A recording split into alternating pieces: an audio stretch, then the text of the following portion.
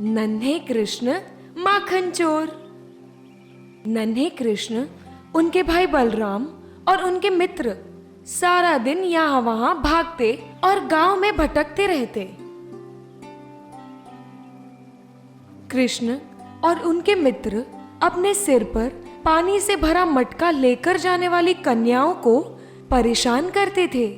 कृष्ण अपनी गुलेल लेकर उन कन्याओं के मटकों को तोड़ देते और यही देखकर कृष्ण और उनके मित्र आनंदित होते। वो बहुत ही नटखट और शरारती थे। कृष्ण की माताजी यशोदा माँ को गांव के कई लोग शिकायत करने आते कि कृष्ण कितने शरारती हैं। यशोदा और कृष्ण के पिताजी नंद उनको सजा भी देते। एक बार कुछ कन्याएं नदी किनारे कपड़े धो रही थीं। कृष्ण और उनके मित्र को शरारत सूझी। कृष्ण उनमें से एक कन्या के पीछे दबे पांव गए। उनके मित्र छुपकर सब कुछ देख रहे थे। उन्होंने उसे धक्का दे दिया और वो तुरंत अपने मित्रों के पास आकर हंसने लगे। वो उन कन्याओं को चिढ़ाने लगे। सारी कन्याएं क्रोधित हुई और कृष्ण और उनके मित्र के पीछे दौड़ने लगी और सब वहां से बच निकले। कृष्ण, बलराम और उनके मित्र अपनी गायों को चराने के लिए खेतों में ले जाते। उन्हें वहां बहुत आनंद आता। वो तितलियां, खरगोश और गिलहरियों के पीछे दौड़ते। गांव की स्त्रियां बहुत बार मक्खन बनाती।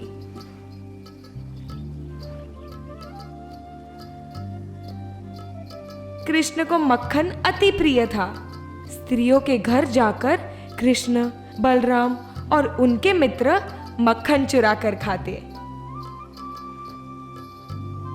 कृष्ण के मक्खन चुराने वाली बात संपूर्ण वृंदावन में प्रसिद्ध थी। एक दिन एक स्त्री ने ताजा मक्खन बनाया था। हर रोज की तरह कृष्ण, बलराम और उनके मित्र वहां पहुंचे।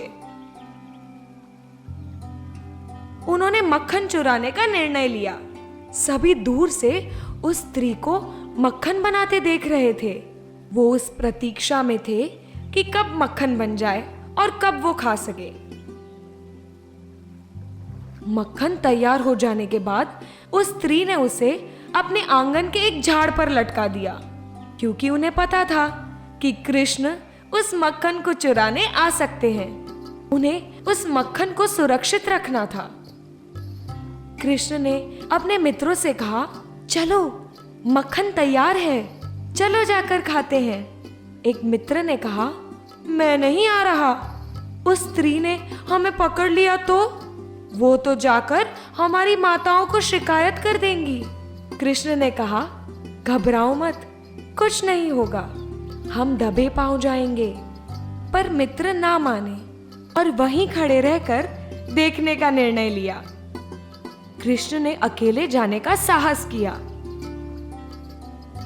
वो घर के पास पहुंचे और यहाँ वहां देखने लगे, जिससे उन्हें पता चले कि कोई देख रहा है या नहीं। फिर वो छलांगे मारने लगे, जिससे वो पेड़ पर लगे मटके को पकड़ सके। पर बहुत बार कोशिश करने के बाद भी वो मटके को ले नहीं पाए। कृष्ण ने अपने मित्रों को बुलाकर उन्हें मदद करने को कहा। पहले तो वो घबराए हुए थे, पर फिर मान गए। सब धीरे से कृष्ण के पास गए। कृष्ण ने कहा, मेरे पास एक तरकीब है। मैं अकेले उस मटके के पास नहीं पहुंच पा रहा, इसलिए आप सभी मिलकर एक त्रिकोण बनाना। फिर मैं उस त्रिकोण पर चढ़कर मटका ले लूंगा। सभी मित्र तैयार हो गए। फिर कृष्ण सबकी मदद से ऊपर चढ़े और मटका ले आए।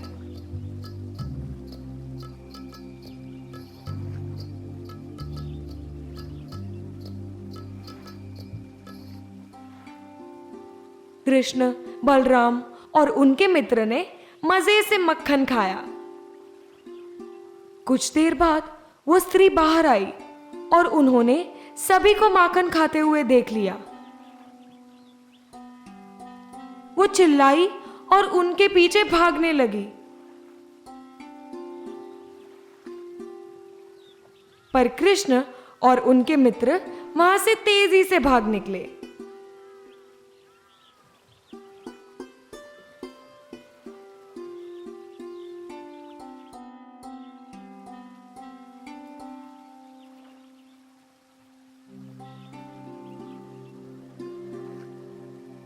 कृष्ण, बलराम और उनके मित्र गांव में मजा करते थे। संपूर्ण विश्व में लोग गोकुलाष्टमी त्योहार, जो श्री कृष्ण जन्माष्टमी के नाम से प्रसिद्ध है, वो कृष्ण के जन्म का जश्न मनाने के लिए है। दही हांडी या उत्लोत्सव एक त्योहारिक बनाव है और लोग उसे एक साथ एक मनोरंजन के हिसाब से भी मनाते हैं। दही हांडी हर साल कृष्ण जन्माष्टमी के बाद अगस्त या सितंबर में मनाया जाता है। नटखट कृष्ण और दो झाड़। एक दिन कृष्ण और उनके मित्र सभी गायों को घास चराने खेतों में ले गए। गाय तो अपना खाना खा रही है, चलो ना हम कुछ खेलते हैं, चलो गिल्ली डंडा खेलते हैं। सब मान गए।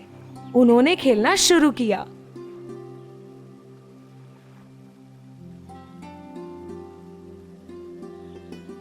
बहुत देर तक खेलने के बाद बलराम ने कहा, कृष्ण, मुझे बहुत भूख लगी है।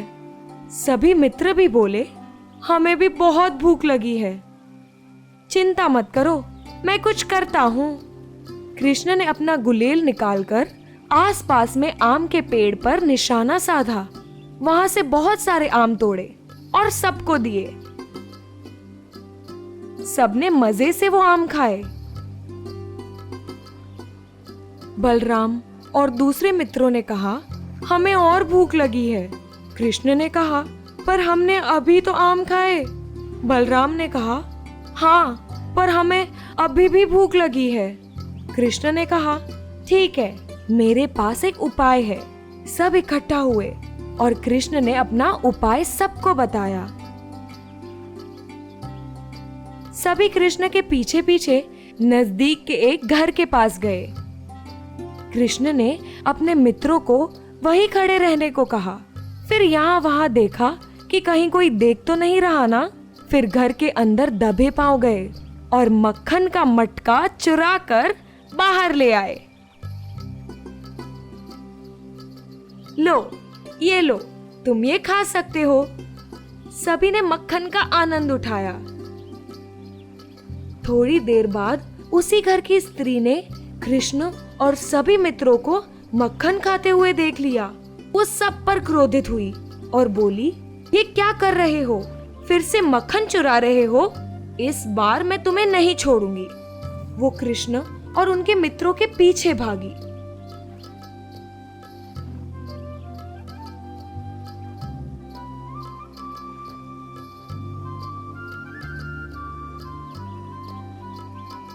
उसने गांव की दूसरी स्त्रियों को भी इकट्ठा किया और कृष्ण के घर जाकर यशोदा माँ से उसकी शिकायत करने का निश्चय किया। कृष्ण के घर पहुंचकर उन्होंने यशोदा माँ से कहा, कृष्ण बहुत ही शरारती हो गए हैं। रोज वो हमारे घर आकर मक्खन चुराते हैं और खा जाते हैं। दूसरी स्त्रियों ने कहा, कृष्ण गांव के दूसरे बच्चों को भी बिगाड़ रहे हैं। तुम्हें इस बारे में कुछ करना चाहिए। यशोदा माँ ने कहा, माफ करना, मैं जरूर कुछ करूंगी।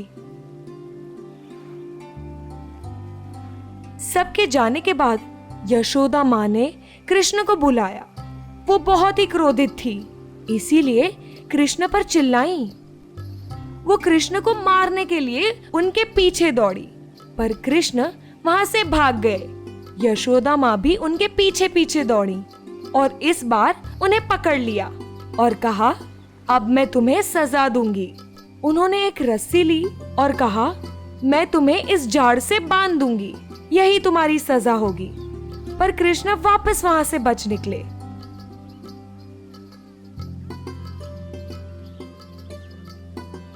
यशोदा माँ वापस उनके पीछे दौड़ी, पर उन्हें पकड़ नहीं पाई।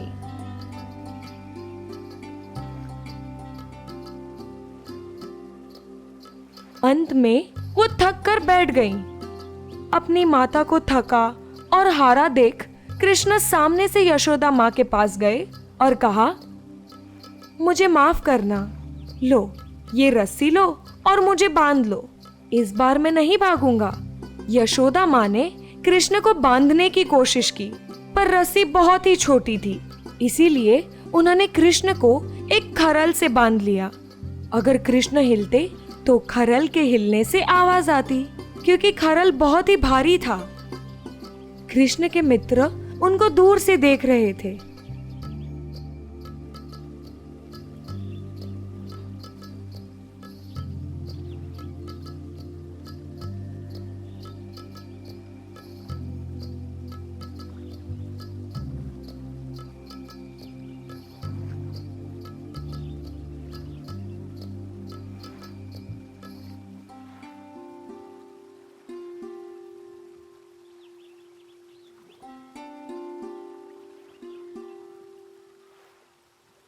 अचानक गांव के लोग कुछ बड़ी आवाज कहीं से आने पर इकट्ठा हुए।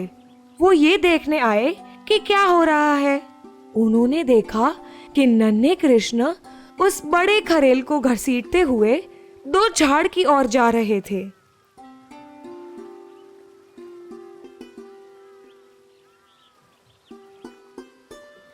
सभी आश्चर्यचकित हो गए। उन्होंने यशोदा माँ को बुलाया, ये बताने के लिए कि कृष्ण क्या कर रहे हैं। कृष्ण उस भारी खरल के साथ दोनों झाड़ों के पास पहुंचे और दोनों झाड़ों को नीचे झुकाया। यशोदा माँ और गांव के लोग ये देखकर अचंभित थे। एक गांववासी बोला, वो इतने बड़े झाड़ जो सालों से खड़े हैं, उन्हें कैसे खींच पाया? एक स्त्री बोली, कृष्ण तो बहुत ही शक्तिशाली है। जैसे ही दोनों झाड़ नीचे आ गए, एक चमकता प्रकाश आया और दो देवता प्रकट हुए। वो बोले, हम संपत्ति के देवता कुबेर के पुत्र हैं। नारद मुनि ने हमें श्राप दिया था और झाड़ बना दिया था। उन्होंने कहा था, भगवान कृष्ण का स्पर्श ही तुम्हें इस श्राप से मुक्त कर सकता है। ये कहकर दोनों ने भगवान कृष्ण को नमन किया और फिर एक चमकता प्रकाश आया और दोनों अदृश्य हो गए। सभी बहुत खुश थे। वो कहने लगे, कृष्ण की जय हो, कृष्ण की जय हो। उनके मित्र भी जोर से तालियां बजाने लगे। यशोदा माँ ने कृष्ण को अपने पास बुलाया और उन्हें गले से लगा लिया। नन्हे कृष्ण अपने संपूर्ण जीवन में ऐसे कई चमत्कार बताते रहे। नन्हे कृष्ण और फल बेचने वाली। एक दिन कृष्ण और उनके मित्र राधा गायों को चराने ले गए थे। दोनों ही एक पानी के झरने के पास गए। वो बहुत ही सुंदर जगह थी। रंगीन आकाश, उड़ते पक्षी, हंस, पानी में तैरती मछलियां, झाड़ पर कूदती गिलहरियां, इधर उधर भागते खरगोश, रंग बिरंगी तितलियां, इन सभी ने उस जगह को मंत्रमुग्ध बना दिया था।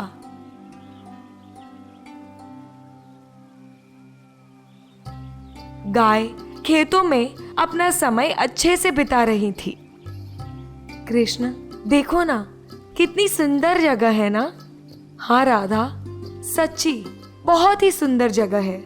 काश यहाँ संगीत होता, हम इस नजारे को और भी अच्छे से देख पाते। मैं तुम्हारे लिए संगीत बजा सकता हूँ। कृष्ण ने अपनी बांसुरी उठाई और संगीत बजाने लगे। उनका मधुर संगीत सुनकर कानों को सुख मिल रहा था। पशु और पक्षी इसी संगीत को सुनकर आनंदित हो रहे थे। राधा बहुत ही खुश थी।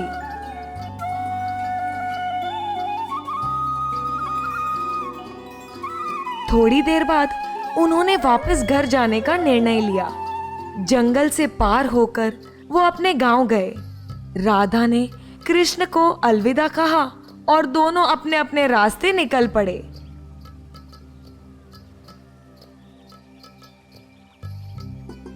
मथुरा में एक वृद्ध महिला थी। वो सबके घर जाकर फल बेचती थी।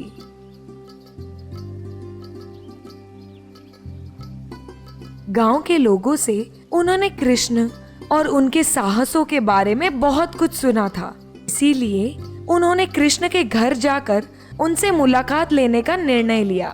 एक दिन कृष्ण यशोदा माँ के पास अपने रसोई घर में बैठे थे। यशोदा माँ दूध में से माखन बना रही थी। यशोदा माँ को पता था कि कृष्ण के मन में क्या चल रहा है। मुझे पता है कि तुम क्यों प्रतीक्षा कर रहे हो, पर तुम्हें थोड़ी देर और प्रतीक्षा करनी होगी। जैसे ही माखन तैयार हो जाएगा, सबसे पहले मैं उसे तुम्हें दूंगी।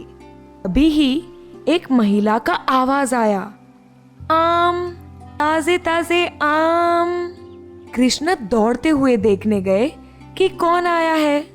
उन्होंने देखा कि एक वृद्ध महिला अपने सिर पर 2 बड़े टोपले भरकर आम बेच रही है।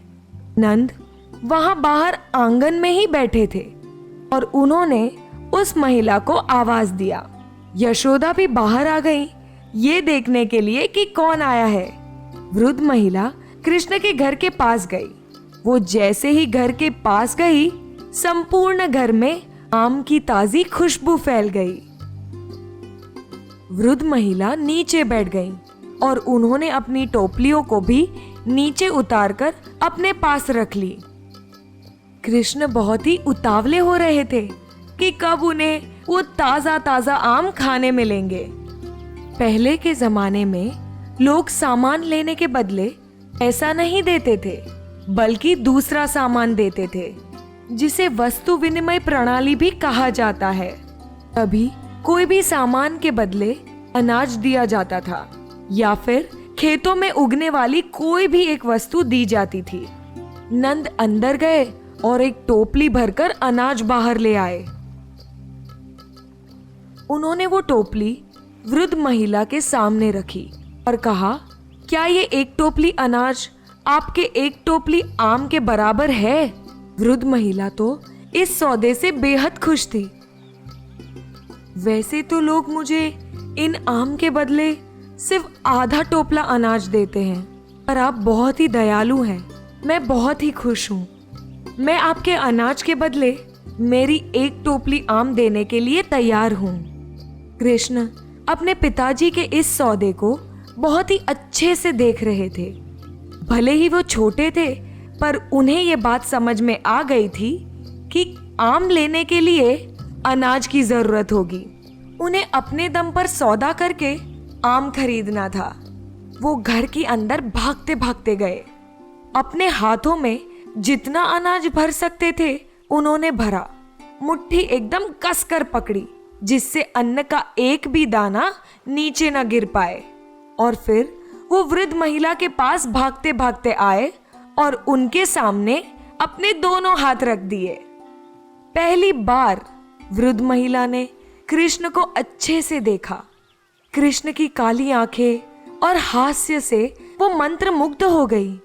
एक क्षण के लिए उनके आसपास जो कुछ भी हो रहा था वो सब भूल गई और कृष्ण से अपनी आंखें फेर ही नहीं पाई। क्या मैं मेरे इन अन्न के दानों के बदले आपके आम ले सकता हूँ? ये बोलकर उन्होंने अपने हाथों में जितने भी अन्न के दाने भरे थे वो उस वृद्ध महिला को दे दिए।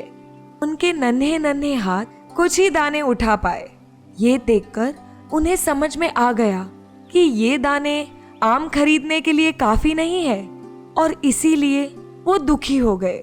वृद्ध महिला ने कृष्ण के चेहरे पर उस दुख को परख लिया। उन्हें खुश करने के लिए उन्होंने उस अन्न के दाने को अपनी पोटली में जमा कर दिए और कृष्ण को 2 आम दिए। कृष्ण की खुशी की कोई सीमा न रही। वो इतने खुश थे कि नाच उठे। उनकी खुशी देखकर बाकी के लोग भी खुश हो गए। अचानक ही वहां पर एक तेज प्रकाश चमका। नंद ने जो टोपली भरकर अनाज दिया था वो अचानक ही सोने के सिक्के और कीमती पदार्थों में बदल गया। वृद्ध महिला ये सब देखकर आश्चर्यचकित हो गई। उन्हें विश्वास ही नहीं हो रहा था। उन्होंने कृष्ण के सामने देखा और तभी ही कृष्ण मुस्कुरा रहे थे। यही देखकर वृद्ध महिला को पता चला कि ये बालक कोई साधारण बालक नहीं है, ये तो स्वयं भगवान है। कृष्ण राधा के घर दौड़ते हुए गए और अपना एक आम राधा को दिया। दोनों ने मजे से उस आम को खाया।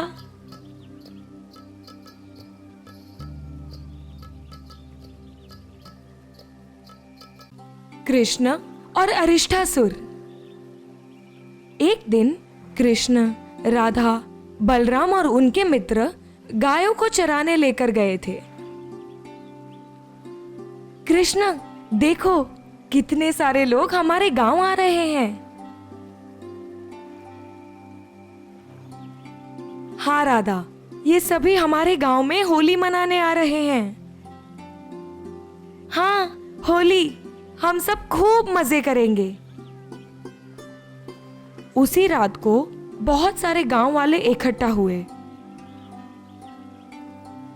वो सभी होली के अगली रात होलिका जलाने आए थे। कुछ लोग ढोल बजा रहे थे और कुछ महिलाएं नाच रही थी, जबकि कुछ लोग तालियां बजा रहे थे। कृष्ण और उनके मित्र तो नाचकर मजे ले रहे थे। थोड़ी देर बाद सभी अपने प्रियजनों के लिए और उनकी सुरक्षा के लिए प्रार्थना करने लगे। दूसरे दिन गांव में उत्साह और रंगों भरा माहौल बन गया था। सभी एक दूसरे पर रंग उड़ा रहे थे। महिला और पुरुष सभी एक दूसरे को रंग लगा रहे थे। कुछ गांव वासियों ने तो बहुत सारी मिठाइयां भी बांटी। कृष्ण और उनके मित्र खूब मजे ले रहे थे। वो एक दूसरे पर रंग फेंक रहे थे। कृष्ण के एक मित्र ने पानी से भरे गुब्बारे सब पर फेंके।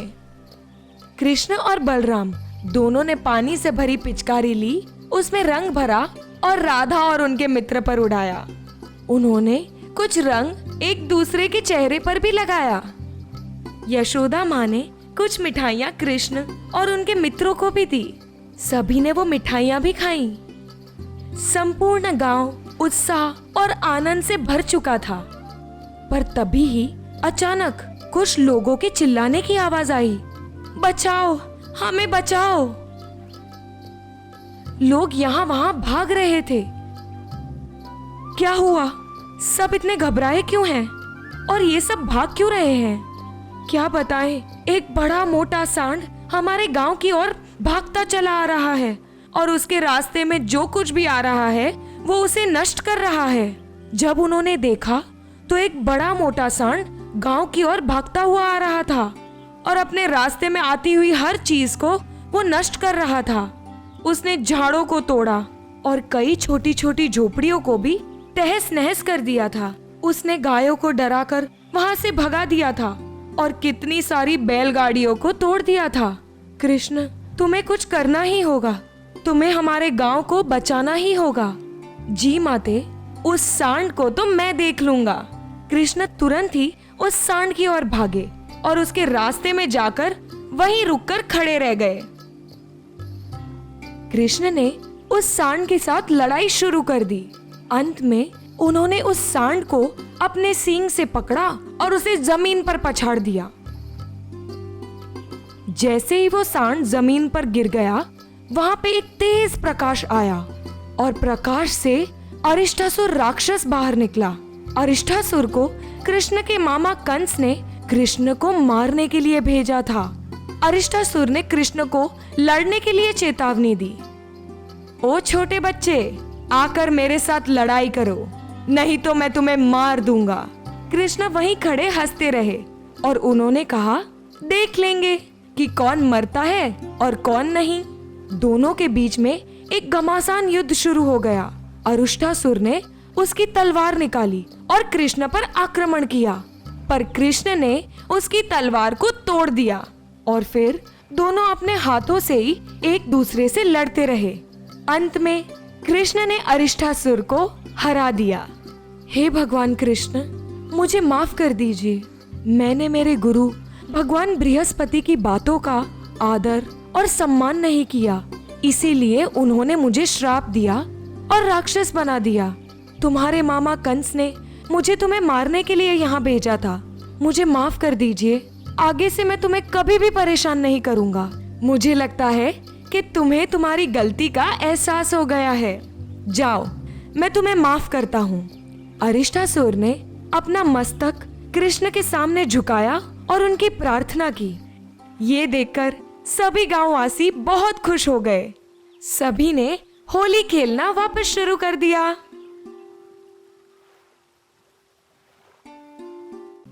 कृष्ण के मुख में ब्रह्मांड। एक दिन कृष्ण, राधा, बलराम और उनके सारे मित्र नदी के किनारे खेलने गए थे।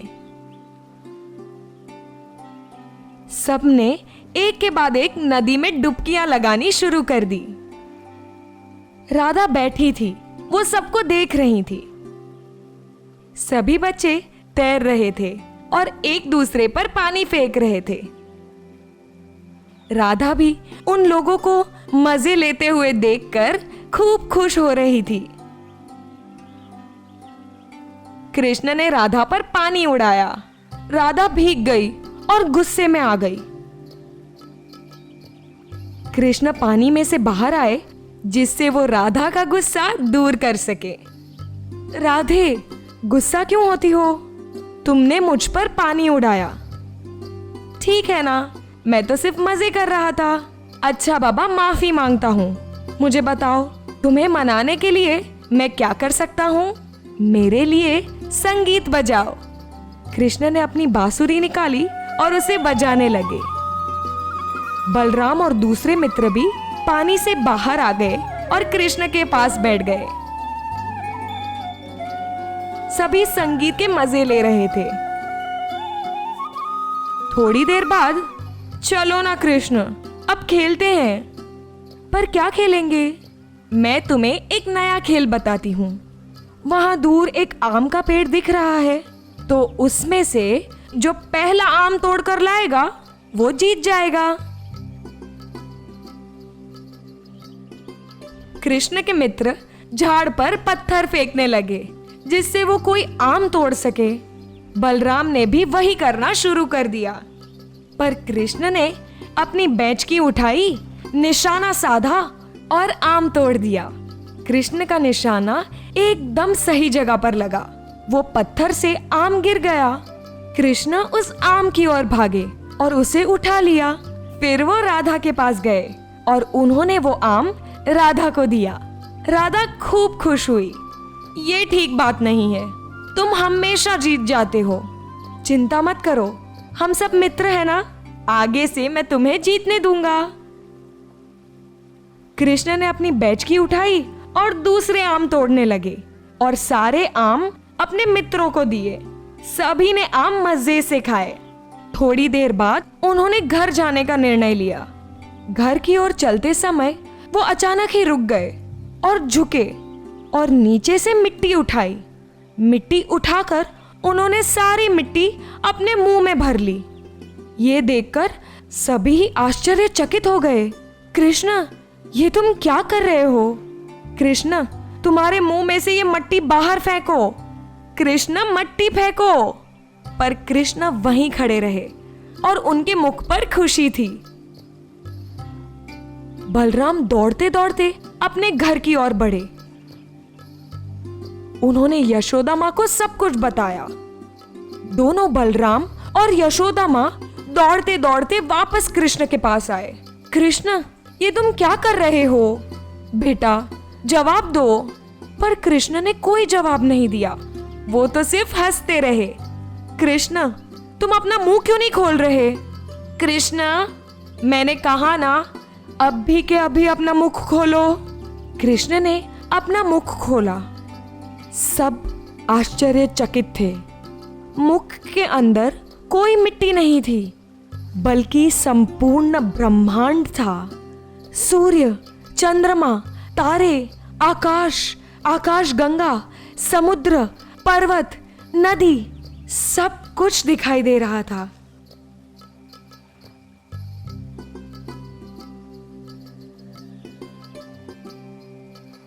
सब समझ गए कि कृष्ण कोई साधारण बालक नहीं है, वो तो स्वयं भगवान है। सब ने अपने हाथ जोड़े और कृष्ण को नमन किया। यशोदा माँ ने कृष्ण को अपने नजदीक लिया और उन्हें गले से लगा लिया। बलराम, राधा और सभी मित्रों ने जोर जोर से ताली बजाना शुरू कर दिया। कृष्ण ने अपने जीवन में ऐसे कई सारे साहस दिखाए हैं।